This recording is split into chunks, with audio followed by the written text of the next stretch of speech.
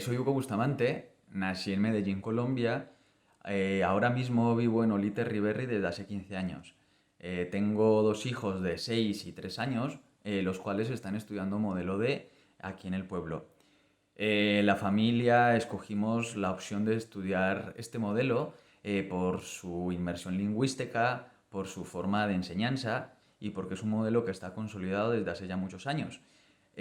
Aparte de la gran oportunidad que le podemos dar a nuestros hijos de seguir adelante con esta cultura, con este idioma de la zona. Como experiencias con el modelo, tenemos la unión entre familias que hemos estado trabajando para que este modelo esté en el pueblo, aparte del sentido de pertenencia que hemos conseguido con ello. También me llena de mucho orgullo ver a mis hijos tan pequeñicos que ya controlen dos idiomas, de que se puedan desenvolver con tan temprana edad. A mí como padre es una situación que me alegra bastante. Bueno, gu euskaraz, zuk zergatik ez?